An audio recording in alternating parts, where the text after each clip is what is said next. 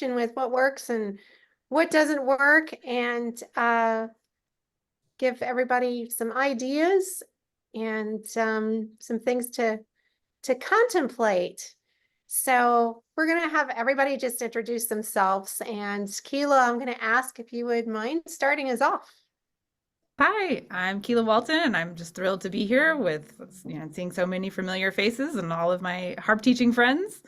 I live in Arlington, Texas. I teach at Texas Christian University in Fort Worth, both at the university level and in their music prep department. I also teach privately, and I have been teaching for more years than I would care to admit, both privately and in the public schools as well.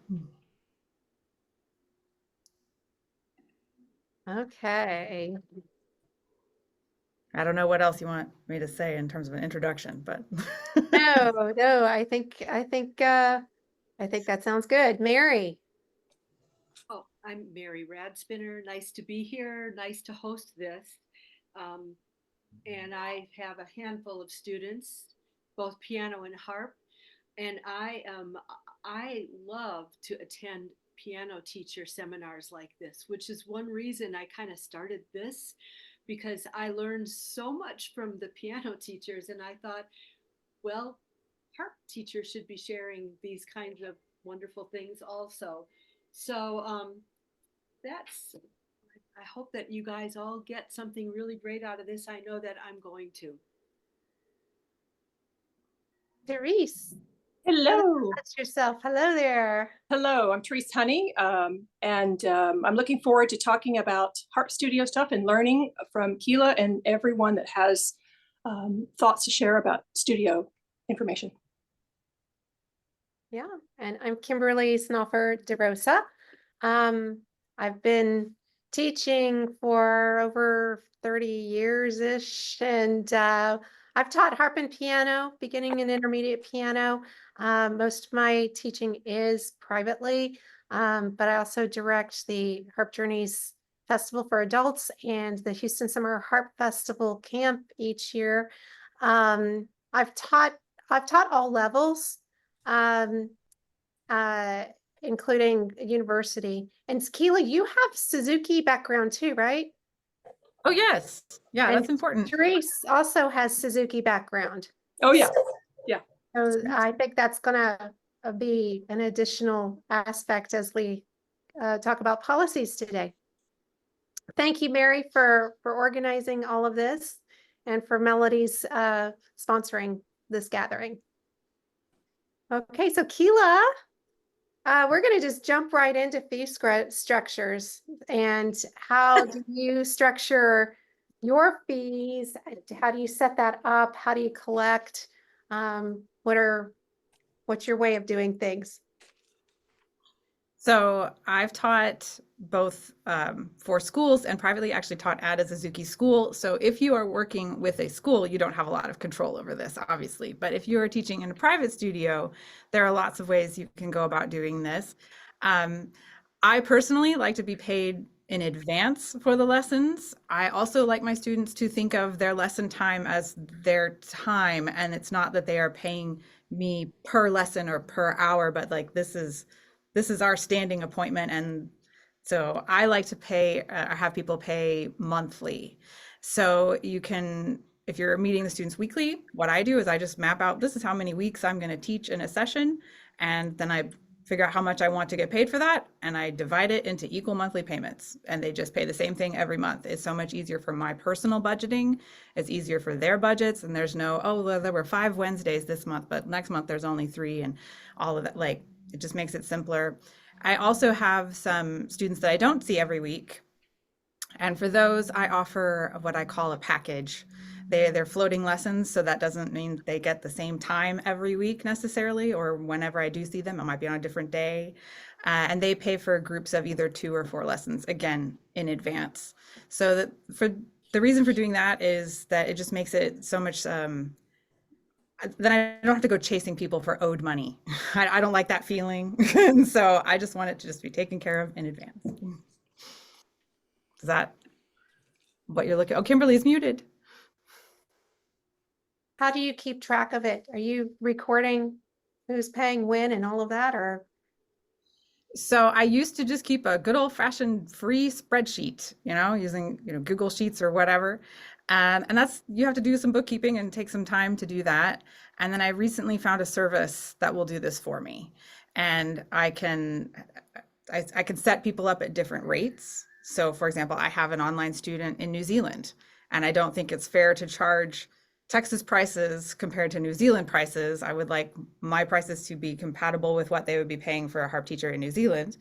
So they pay their rate, and it's all kept straight in this program that I use, and it bills them automatically. They can pay from their bank or through a credit card.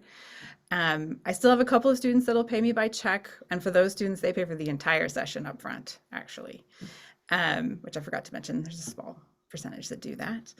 And then the same thing with the packages. This program will sell the package of lessons, and it keeps track. They've had 2 lessons, and it automatically bills them for the next 2 or 4, whatever they've chosen to pay in the group of 2 or 4. So yeah, it's worth it. It costs about the same as it would to teach roughly about a half-hour lesson. So for once a month, one of my lessons I teach it just covers that. So, and it's worth it for me because I have a really hard time switching gears from all of my teaching thoughts to, oh yeah, you owe me money and you take 45-minute lessons. And so that costs, yeah, it's just a huge waste of everyone's time and brain energy for me. Yeah, so which one? I know there are a lot of different billing apps that are out there. Which one do you use? I like to use Fons, which is spelled Fons. It was originally started by a guitar teacher, so it's specifically for music teachers. And I found the customer service to be excellent. I started early on with this program when it was pretty new. And they've always been able to answer any question I had within a day and help any of my students that are having problems with setting anything up, which is pretty rare these days. And I believe that the Suzuki Association now has a partnership with them. So there's a reduced rate for Suzuki teachers to use Fons now. It's brand new, just announced this week, I think. Oh, that wow. But there's others out there too, so feel free to research, and maybe something else is better. What's also great about it is it sends reminders to the students.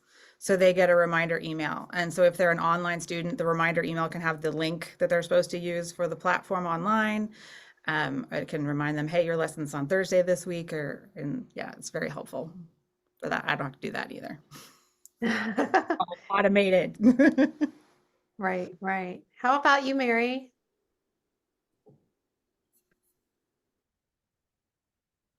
I use, I'll try to spotlight myself here, maybe kind of sort of add spotlight.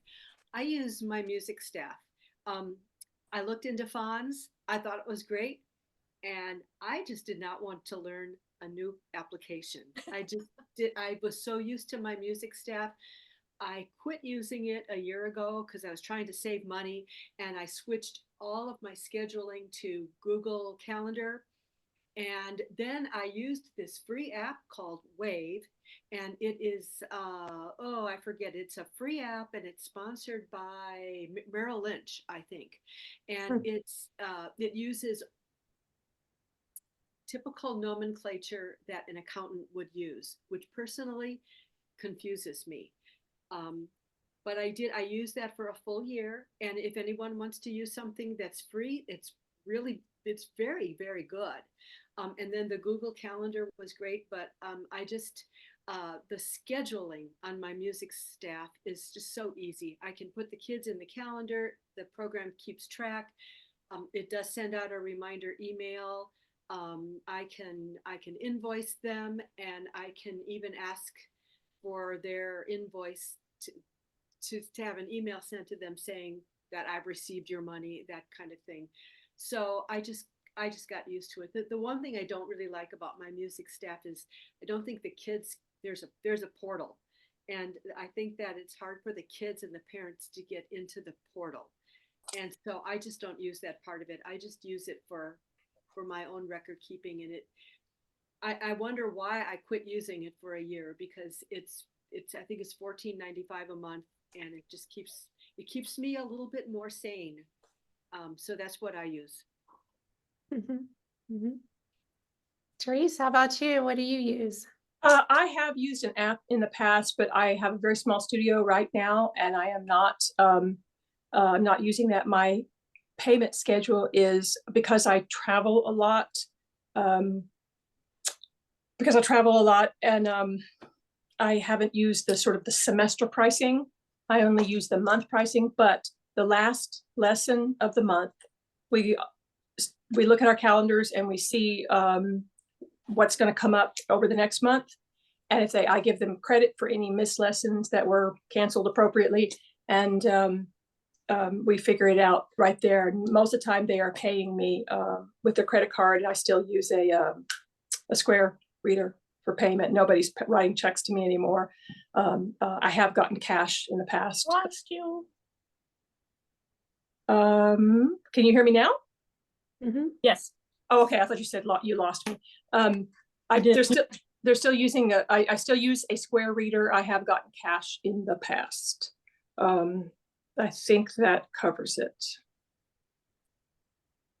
Okay. All right, great. I've tried just about everything through the years that I've taught. I've tried, billing by semester where they can pay one up front, or they can pay, part of it up front and part of it in the middle. I've tried when you walk in the door, you pay me. I've tried monthly, and it because I have enough students that each want different things. It just got to be where it was exhausting. And so I have also gone to a billing app, and like I forget which one I tried first, Duet Partner. And then I went to Fonz, which is the same one that Keela mentioned that she's using. And the time that it's given me back to not have to keep track of who's paid and if they've paid and make up lessons, it has been completely worth it. It helps me out so much. I have gone since last year. I had some professional mentorship. And so I think a lot of the music studios are trending now where they're doing a monthly subscription. And that was a big leap for me, but I did take it a year ago. And I kind of figured out about how many lessons I do during the year, about what I would normally charge. And that's kind of how I came up with my price. I divided it over the 12 months. It took a little bit of explaining to the parents. Because some of them who travel in the summer more are like, well, but we're not going to be having lessons then. Well, but I've figured it out with nearly 12 weeks of time off during the year to allow for holidays, to allow for summer. And it's actually a little bit more affordable monthly for you now because I'm spreading that cost out over the 12 months, as opposed to having some months where they have a lot of lessons, and that being more. And just trying to keep up with the surprises on their end of how much they owe me that month. So I'm really glad that I made that leap last year. I use this for my school age students. For my adult students, or for students who are not based more on a weekly schedule, for them, I use Fonz and have them set up to just be paid per lesson. There is the package option that Keela had described. And for me, that was just one more thing in my mind that I just couldn't have in my head. It's another good option to have, and you can have different students on different pay plans. But with the pay per service, everybody has their credit card on the app, and it charges, if it's per lesson, it's like an Uber ride. It's going to charge at the end of the lesson time. So I don't have to worry about that. And honestly, it helped me to stabilize my summer income as well.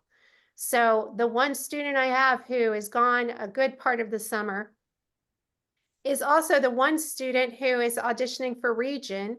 And I'm going to give her some extra lessons or some longer lessons to help her prepare for all region. So I feel like it really has helped me a lot, just take away from the not so much fun keeping track of the accounting. As far as my rates, I also revisited my rates a year ago. And one of the things that I did do was look at what some of the music schools were charging, um, and just kind of see what I've been charging. If I hadn't raised my rates for 5 years or 10 years or 15 years or 20 years, everything is going up. And I think we need to be brave in saying, yeah, we want people to be able to afford lessons, but everything is going up. And if you are teaching as part of your full-time income, then you deserve a raise too. So I'm going to just make that little plug. I'll All jump right. in on that Yeah, same go topic. ahead. Anything else? I try to reassess my rates every other year. Mhm. So people who've been in my studio for a while, they know that the rate is going to change at some point, and I try not to do it to them every single year. But if you give yourself just a little bit every other year, it's much more manageable. It's not a big shock versus jumping $5, $10, every 5, 8 years. Like that's a little bit harder for everyone to swallow. So that's how I do that. Yeah, I think especially if you're looking at per lesson, but I also looked at, holding my prices for so long and thinking I'm doing everybody a favor. And then the shock value of I do need to raise my prices. I made the choice this year to raise the prices about 3%. And I think I'm going to try to do that each year so that in 5 years, I don't find myself so out of whack with what everything else around me is costing. Yeah. Therese. Yeah. I like Keela's idea of just everybody knows it's going to be every other year. There's going to be a change.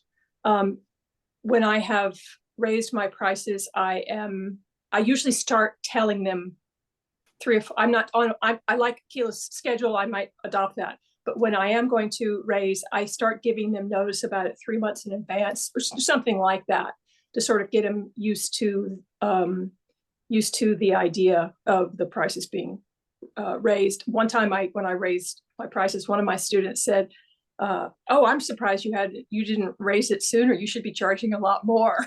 Mhm. That's great. Yeah, we often hem and haw about this, like, oh, should I do this? And you're thinking about everyone else and how it's going to impact them. And I have yet to have anyone just be like, I'm out. I can't do this. That's ridiculous. Like it's always like what Therese said. It's always like, oh yeah, you should have done this sooner. This is great. We think you're awesome. And I just raised my prices and I didn't even tell one of my students, and they paid. I mean, I sent out the invoice at midnight, and by 7 in the morning, I got payment, and there was no question about it. So Yeah. I think that And didn't and matter. having said that, I still have some students that I have on scholarship. I understand a little bit about what the family dynamics are there. And because I have myself set with the others, I feel like I can without feeling resentful or starting to feel a grudge about teaching them. I want to be able to enjoy teaching them. And some of them, it's worth having a partial scholarship or a scholarship for some of those students that would not be able to do it otherwise. If you have any questions or please remember you can put those in the chat, and we're going to just try to keep track of that as we go along. And then we're going to leave some space at the end for some comments and some questions, because I know everybody does this differently, and I'm sure there's some more really great ideas that are out there. Okay, yes, as far as scholarship, somebody asked, how do you determine scholarship students in a private studio?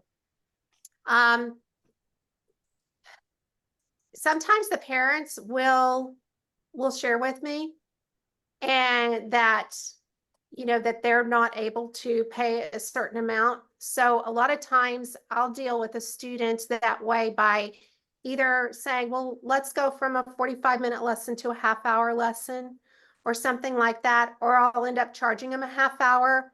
Sometimes I'll still give them the 45 minutes if the student's really applying themselves. So I think sometimes it comes from the family, from the parents and their concerns. I would, if anybody's talking about, you know, look, we're not going to be able to take lessons for a while, then I definitely want to open up a conversation with them and ask, especially if it's an engaged student, and ask them, you know, is it funny if there's something financial that I can do on my end? Can we go to every other week? Can we go to a shorter time? You can ask some questions that aren't too imposing, but if you can tell that they're really sorry about having to think about pulling back, or the student just loves it and they would never just want to quit, then I try to have an open conversation with parents. I know, Mary, I know you have had scholarship students as well. How do you determine that? One student, I knew that the mom was having a hard time paying. I could just tell. And I said, I'm not gonna charge you for the next couple of months. And mom was very happy. And now they're paying half. And I'm Yeah. happy with that because I love this student. She's a great student. And I was talking to Molly Ness one time, and I was telling her how I have a couple of students here. I'm going to add my spotlight. I was telling Molly Ness that I have a couple of students that I don't charge for, but I started describing the students, and she said, man, I would teach those students for free too. You know, sometimes you just have a really good student. It's like, they give you energy because they work so hard and they're so cute. So it's all, that's kind of how I determine it. I can tell when they're not able to afford it, and I just go with the flow on that. Yeah. How about you, Therese? Have you run into any of that with your teaching?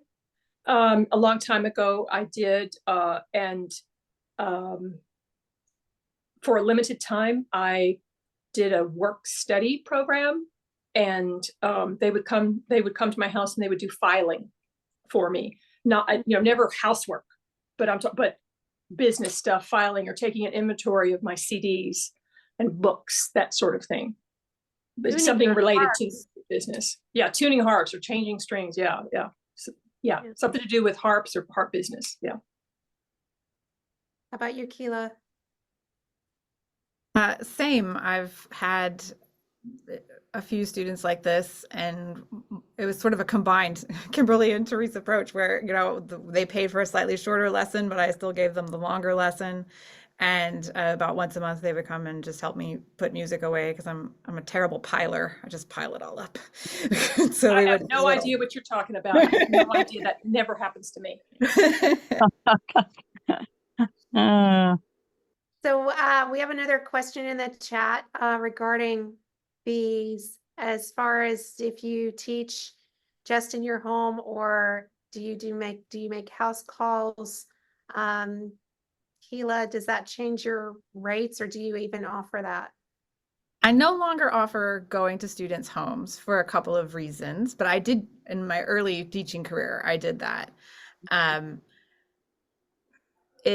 You want to make sure if you're doing that, that you are insured, that you have general liability if you're going into someone else's house, especially. And there's also the travel time and the gas and all of that. So yes, I will occasionally go to a student's home if they are wanting help with some string changing or something like that, or if we're getting ready for a recording and they want to try different spots in the house or something like that. And that's definitely at a higher rate because you're spending time and gas to get there for sure. Grace or Mary? Uh, Mary, sorry. Oh, Mary, sorry. Nope. I'm looking to see if we have any other questions here. Well, while she's looking for that, I'll say, I do not travel to their home unless, say, they get a new harp, especially a big harp, and they want me to come look at their harp. You know, I might just drive by if I'm in the neighborhood. I don't charge them for something like that.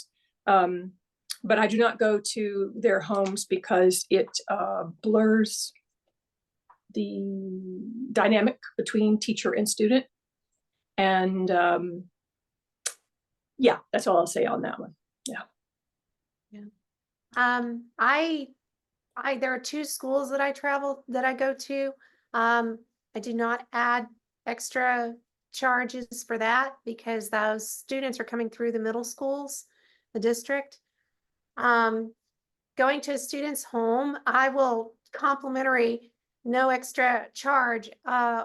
If it's within a reasonable distance, go to the home if they get a new harp or something like that, where I want to make sure that they're in the right position and sitting at the right place on their instrument in their home.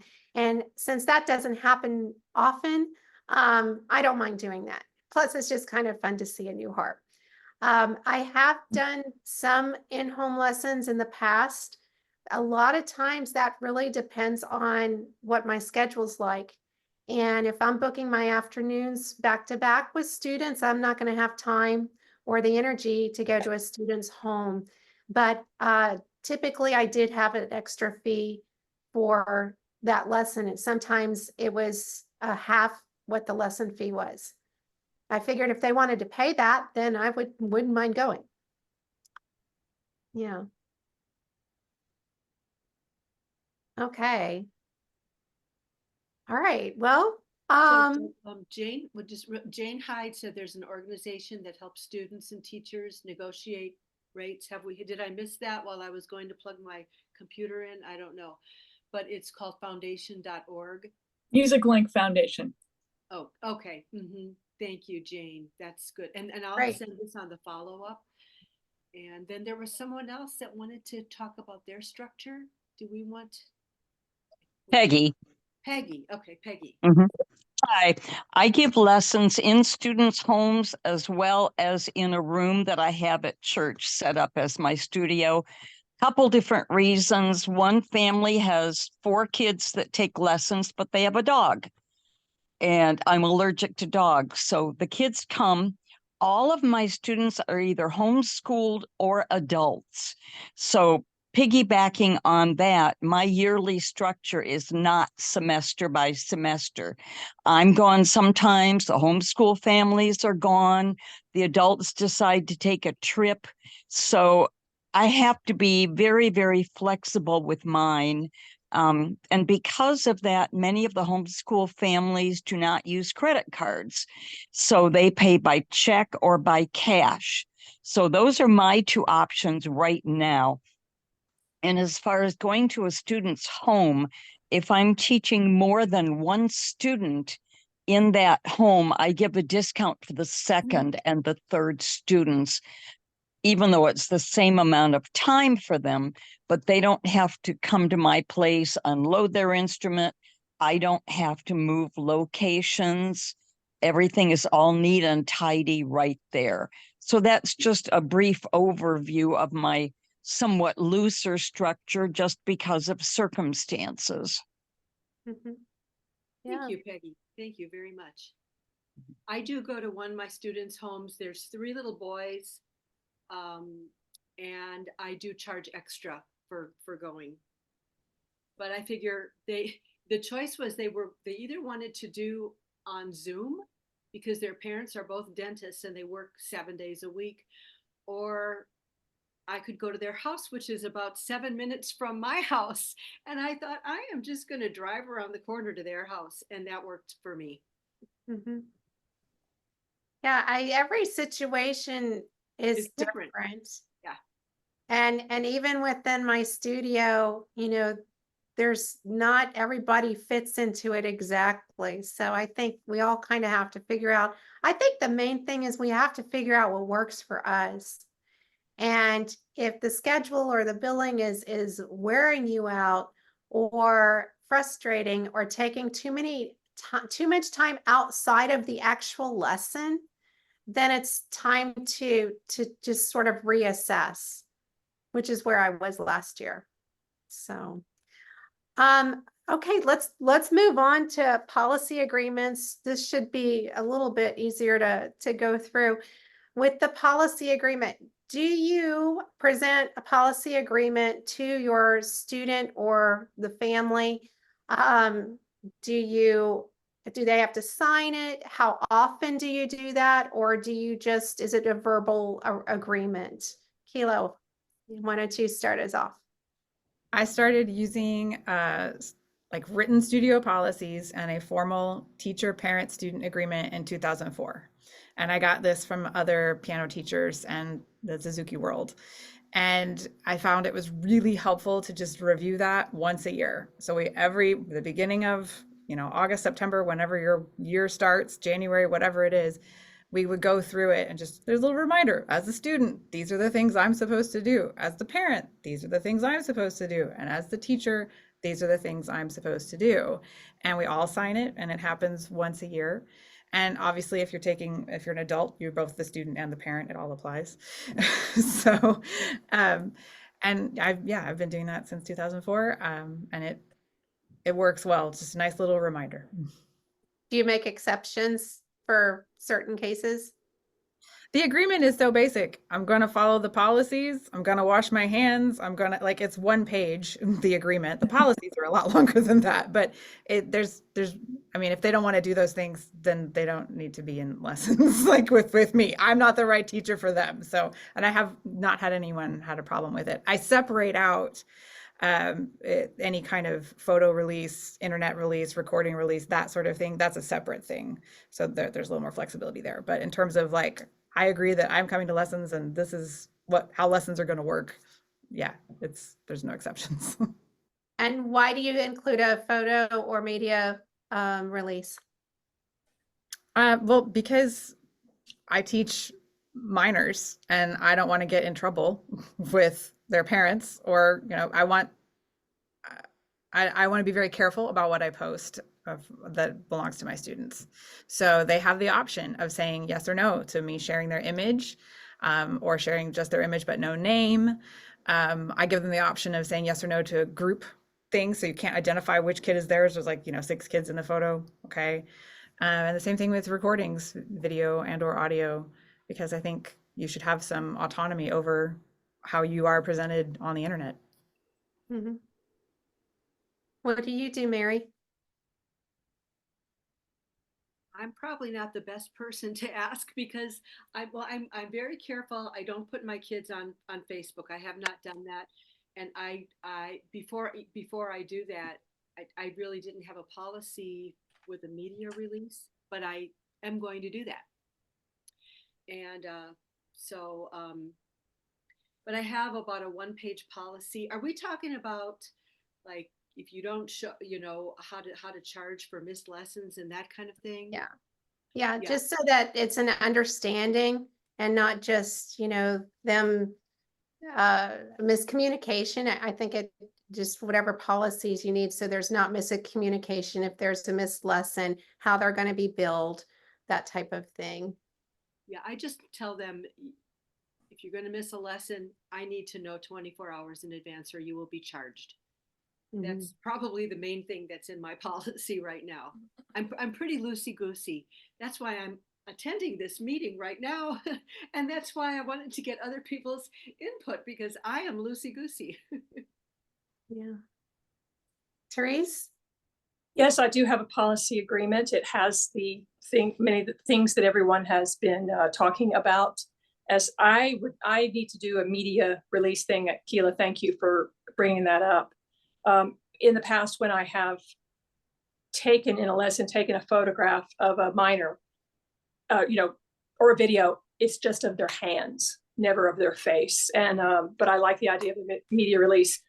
But yeah, I think the media release is important for adults as well, because I know of a student in the DC area who works for the US government in national security, and she absolutely does not want her photograph ever and her name ever associated on social media. That's very, very important to her. And so it's important with adults too. And some adults are just very private. They don't want that sort of thing as well. And I respect anybody who does not want their things, their selves on the internet. Mm-hmm. You know, speaking of that too, I do tons of videos for my students, and I always put them on my YouTube channel as unlisted. So all of my students, if they're on, if I video them and I put them up for other students to see, it's always unlisted, and my lessons to them are unlisted. So I mean, I bet I have 100 YouTubes on my channel that nobody can see because they're not available for public consumption. Yeah, good. I have a policy that I like to have signed by families. I have it, if it's a new student, I'll present that to them at the time I meet them. I usually do a complimentary lesson or consultation before I set up charged lessons, just so they get a chance to meet me and we get to see if we might be on the same page with things. But at that point, I do that, and I also uh, hand them or email them my bio so that they have more of my background as well. But on the policy sheet that goes out every August, as lessons are starting out for the fall for school age students. And the photo release, I do ask the parents to sign that, just to have things covered. If they don't, or at least let me know if they're going, if they give permission or not, but something back so that I have signed. I don't really post a lot of videos or pictures, but occasionally at my recital or something, I will put a group shot. I just think it's important that, again, the parents, especially with minors, that they're involved in what images might be out there of their students. So Jackie on the chat said I have a hidden Facebook page, so you can't find it if you search, and people have to be invited.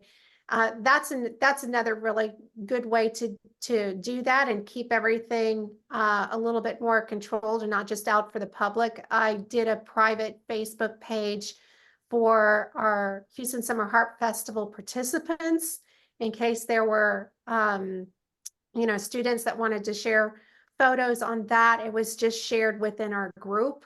The unlisted YouTube is another good way to do that. But yeah, I like to have the policy reinforced because I might tweak it from year to year. I like it reinforced once a year with everybody, even the ones who have been with me for a long time. Yeah. Yeah, and just to clarify, even though the agreement for mine is 1 page, the policy is like 12 pages. It's a lot of stuff. And that part changes, but the agreement stays the same every year. Yes, I've seen yours. You're very thorough. But gosh, you have pretty much everything covered. I think every situation that might come up. Okay, so let's go ahead and move on to everybody's big question: rescheduling and cancellations, missed lessons. Keela, what do you do with that? What is your policy? So for my weekly students, I have built into the week, much like Kimberly was talking about, I've built into my calendar just make up lesson weeks. So say if we're working in semesters, a typical semester at a public school or college is, 16 weeks or whatever, 17 weeks. I don't teach that many weeks. I teach 14 weeks. And that gives us room to make up lessons and skip lessons and whatever we need to do. So I just keep track of they've had this many lessons. And once you hit 14, you're done. If you want more than that, you can pay me for an extra lesson. But it works. And I just do 3 sessions per year based on that. For my students that float around, obviously there's more flexibility about scheduling, and 36 hours notice, and you get 1 makeup if you've had some sort of emergency. I'm a reasonable person, and if you have a reasonable reason why you needed to miss the lesson, then great. If it was because you forgot you scheduled your dentist appointment, oh well, I'm sorry, that's too bad. That sounds like your calendar issue and not my problem. But you broke your ankle on the way to the lesson. Okay, no problem, we'll figure it out. So it's at my discretion a little bit there. And I also travel and gig and do things. So having not a full, like not committing to a lesson every single week that I possibly could teach gives me the flexibility to go do those other things that ultimately make me a better teacher because I'm out here performing or doing this other thing. Yeah. Mary, what do you do? Oh, hold on. We've got a question for Keela real quickly. Yeah, I see that. Do you give one makeup lesson per year or? Per session. So each session of mine is 4 months and you get one makeup within that session.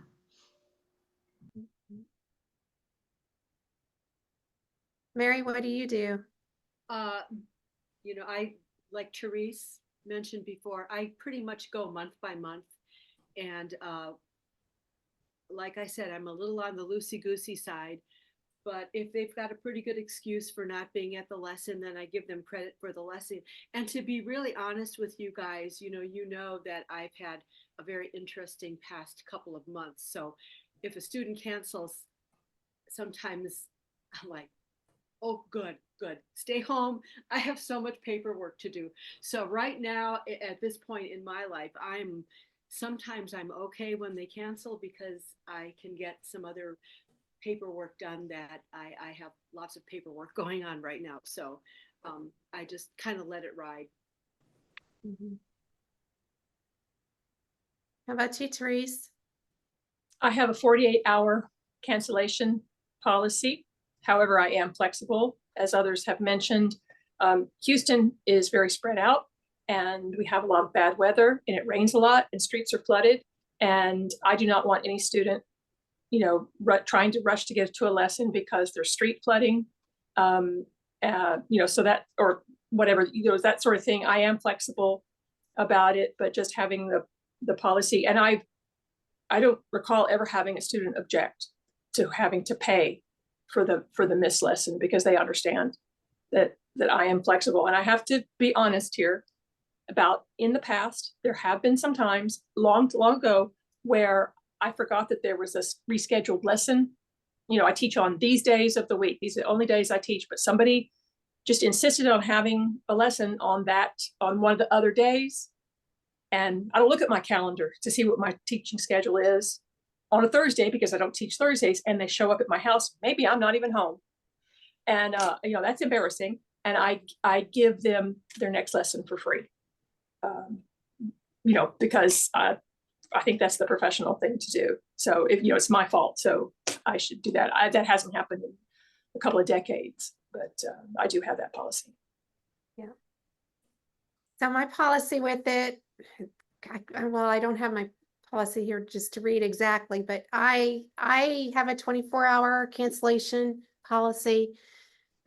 With the adult students, I'm probably even more flexible, but I'm really very flexible.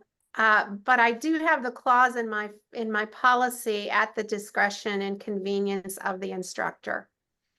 So I'm not obligated to try to reschedule their lesson.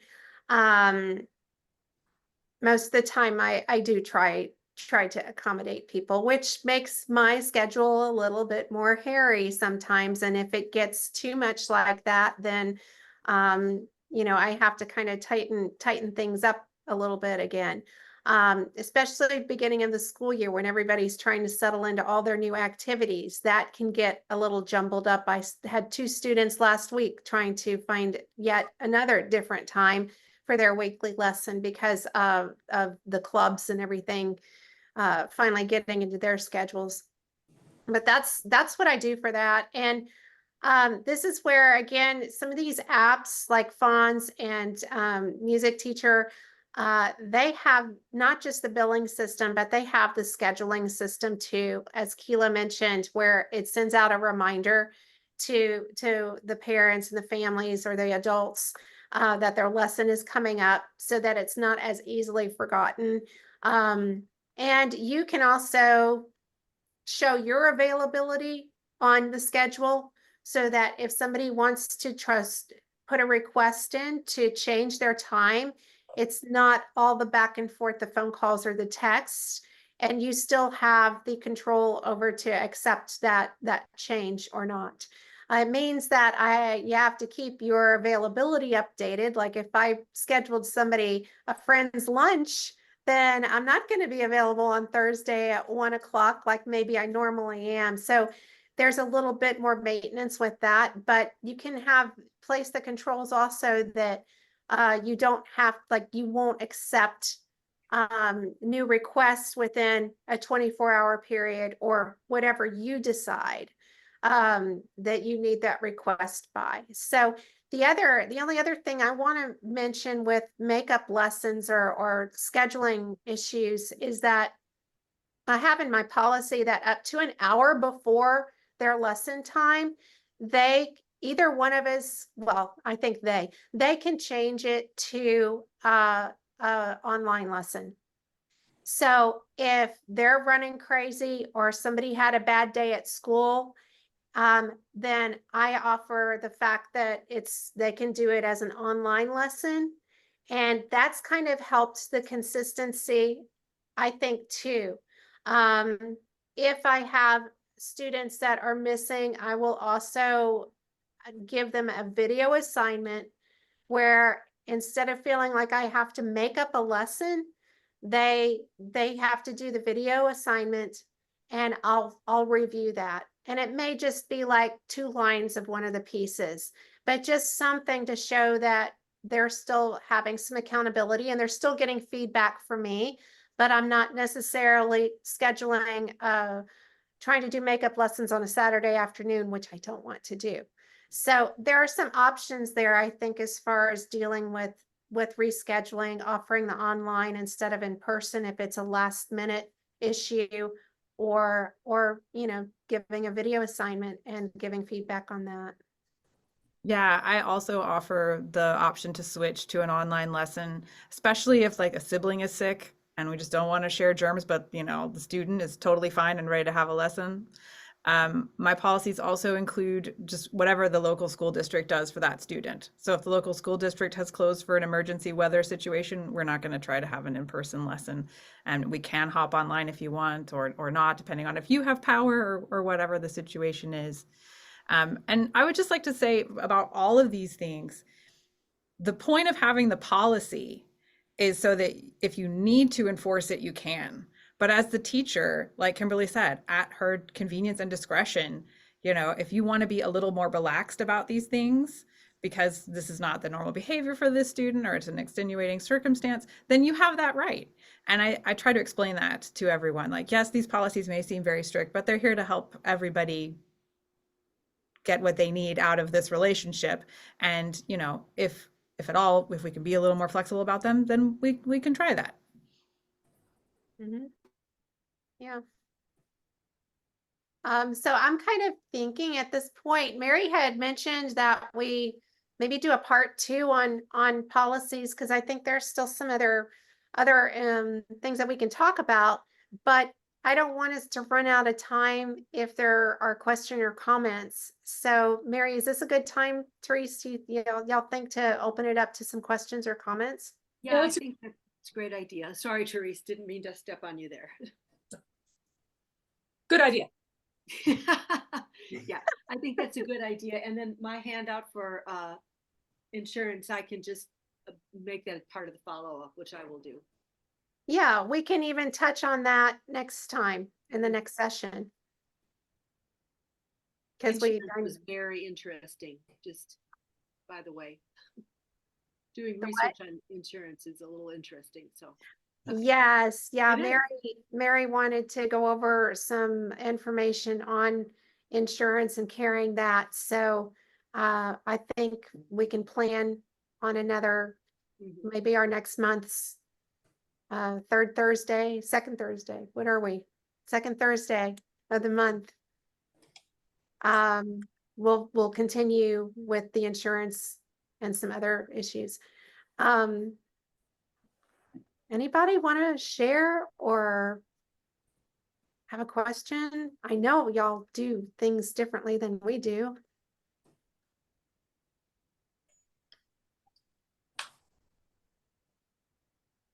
Stephanie, you want to come off mute? Yeah. So I have a one-page policy also. Things like washing hands, I just do that verbally and they come in the door and they learn, you know, if they forget, I just remind them to wash hands. But a one-page policy that they sign and I sign and I give them a copy of it.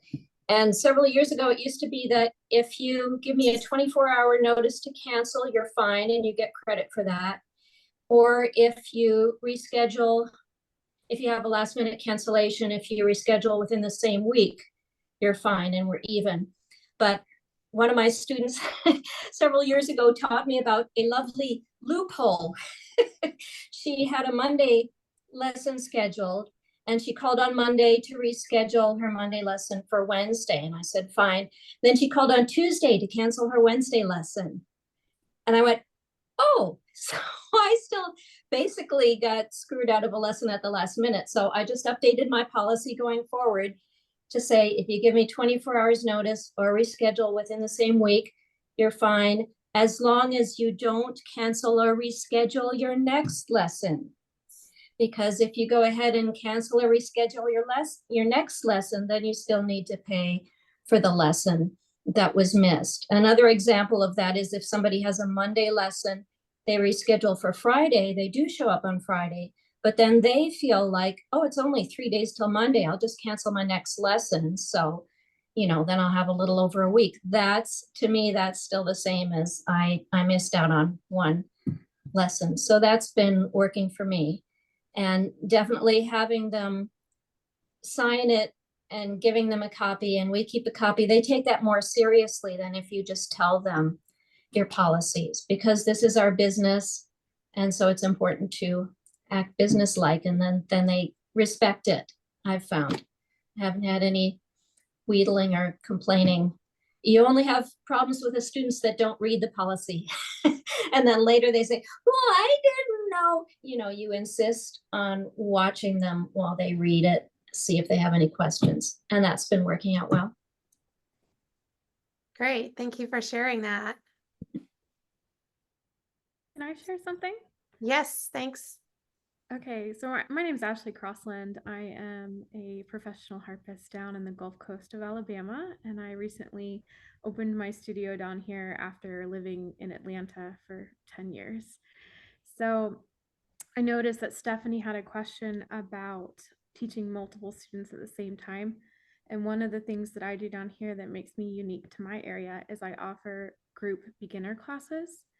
And so that has a really structured format where we have weekly lessons and we have a specific curriculum that I created to go through each week. And so when I was figuring out how to price for that, I needed to make it cheaper than what a normal lesson would cost, but I also needed to make more money because it is a lot more work to teach 2+ students in the same lesson.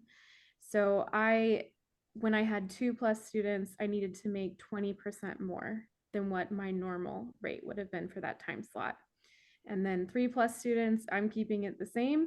So I end up making significantly more when I have 3 or more students in the class. But my workload also goes up because I am preparing for each one of those classes a lot more when there's more than 2 students. And then the energy that is required to teach 5+ students at once and be chipper and happy and super attentive to each of them requires a lot more effort. So I am compensated for that.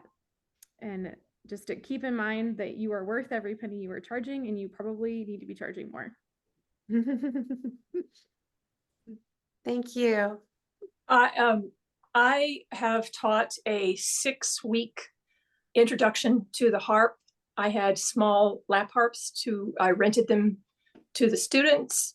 And at the end of the 6-week program, if they wanted to buy them for me, they got whatever they paid for the rental was applied to the price of the harp. And I had a specific lesson plan. And some of them, this has been a long time ago, some of them continued on as my private student. Some of them did not. And at the 6th class really wasn't a class, it was a recital. And I have a large room in my house, very informal recital. They could have their family and friends come and listen to it. And yeah, if you teach more at once, your hourly rate actually is higher. But I like the idea of having a 20% off, when you had two or more. I like that idea. Well, and to speak to Stephanie's specific question about two students that want to start together, I've often started beginners in little pods, and it's really fun when you do that. And the way I did it was the lessons overlapped.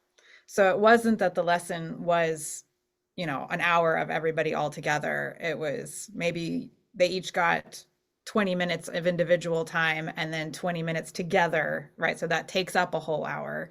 And so you can figure out how to charge based on that. And it worked really well so that they do get their group instruction, but you can also then individually address things. Mhm.